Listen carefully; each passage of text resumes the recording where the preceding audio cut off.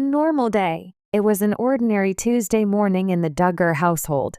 The sun was just beginning to rise over the horizon, casting a soft, golden light over the sprawling family farm. Jana Duggar, as usual, was up early preparing breakfast for the family, feeding the animals, and making sure everything was in order.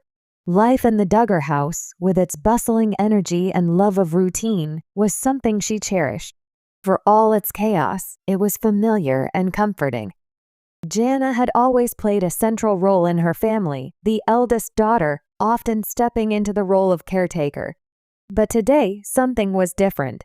After weeks of managing her many responsibilities, she had decided to take a much-needed break.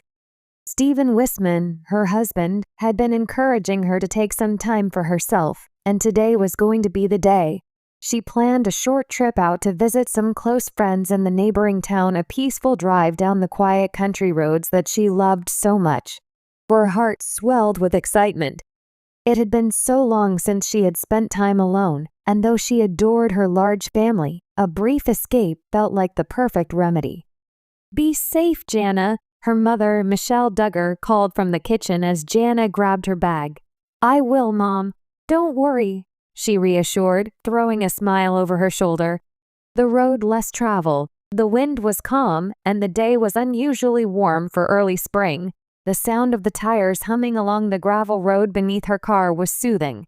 As Jana drove through the picturesque countryside, her mind wandered to the future. She and Stephen had been married for several months now, and although life had been busy, the prospect of starting a family of their own was never far from her thoughts. It was a rare moment of peace for Jana. She loved her family deeply, but sometimes the constant activity and responsibility were overwhelming. A short drive, a moment of solitude, this was the break she needed.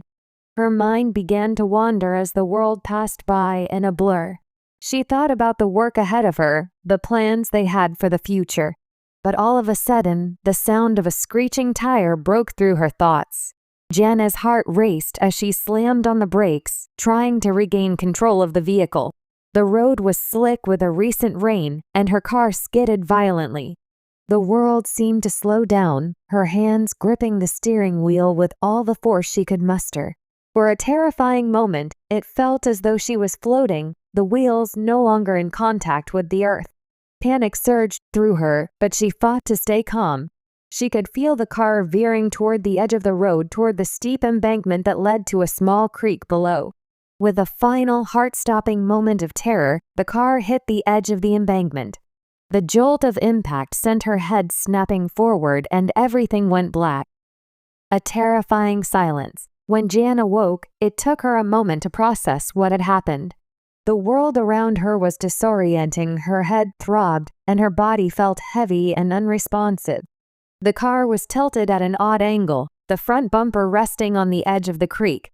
The windshield was shattered, and the air smelled of gasoline and dust. She could hear the sound of rushing water in the distance and the gentle creaking of the car as it remained precariously perched on the edge. Jana's breath came in shallow gasps, panic threatening to overtake her. But she pushed it down. Focus. Stay calm. Her first priority was to get out of the car. With trembling hands, she reached for the door handle. It was stuck. She tried again, pulling as hard as she could, but the door refused to budge. She glanced around, searching for an escape. Her heart sank as she realized the severity of the situation. Her car had been partially submerged in the creek, and the water was slowly rising around her. There was no time to waste. She unbuckled her seatbelt with a shaky hand and climbed over the console to the passenger side, managing to open the door just enough to squeeze through. Every movement felt like it took a monumental effort, but finally, Jana managed to get free of the car. The struggle for help. The sun was starting to dip low in the sky, casting long shadows across the fields. Jana stumbled to her feet, her body shaking from the shock and pain. She needed help. She had to get back to the road. She could see the distant glow of headlights far off, but there was no way to know if anyone would pass by. She tried to steady herself, her legs weak beneath her, but she knew she couldn't give up now. She had to find a way out. With every step, Her mind raced. She thought about her family, about Stephen, about how he would be frantic when he heard what had happened. The fear of being alone in the wilderness at night filled her with dread, but the thought of her loved ones kept her moving. After what felt like hours, Jana reached the main road, her breath coming in ragged gasps. She waved her arms, praying for someone to stop. Her vision was blurry and her legs wobbled beneath her, but she refused to let herself collapse on the side of the road. Finally, the headlights of a car appeared on the horizon. It was getting closer, and for the first time in what felt like an eternity, hope flared in her chest. The car slowed down as it approached, coming to a stop just a few feet from her. The driver, a kind woman, rolled down her window. "Are you okay?" the woman asked, her voice full of concern. Jana nodded weakly. I was in an accident," she said, her voice barely above a whisper. "I need help." Without hesitation, the woman jumped out of her car and rushed to Jana's side. "I'm calling an ambulance. You just hang on, okay? Help is on the way." A family's fears. Back at the Duggar household, Stephen Wissmann was starting to feel a gnawing unease.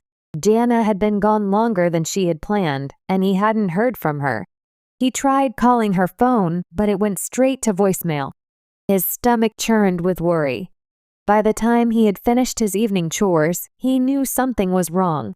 Without a word, he grabbed his keys and set off in the direction of the neighboring town, retracing Jana's route. It wasn't long before he saw the flashing lights of an ambulance up ahead. His heart skipped a beat as he pulled over and rushed toward the scene. The paramedics were already attending to Jana, who was sitting in the back of the ambulance, her face pale but awake. "Jana!" Stephen called, rushing to her side. She looked up, tears streaming down her face. "I'm okay, Stephen. I'm so sorry. I didn't mean for this to happen." Stephen's heart broke. He embraced her tightly, relief flooding over him. "Don't apologize. You're here. That's all that matters." Healing. The weeks that followed were a blur of doctors' visits, recovery, and emotional healing. Jana had sustained some minor injuries, a concussion, bruised ribs, and some cuts, but nothing life-threatening. Still, the emotional scars of the accident lingered. She couldn't stop replaying the events in her mind, the moment when the car had slid, the fear, the uncertainty. But through it all, she was grateful for the support of her family and Stephen, who never left her side. The accident had shaken her, but it also reminded her of the preciousness of life. She found herself clinging to her faith and to the love that surrounded her, knowing that no matter what happened in life, she would always have the strength to overcome. And as she sat with Stephen one evening, their hands intertwined, she realized that despite the pain and fear, this chapter of her life had also brought a new sense of resilience. "We're stronger than we think," she said, her voice soft but sure. Stephen smiled, squeezing her hand. "Together we are."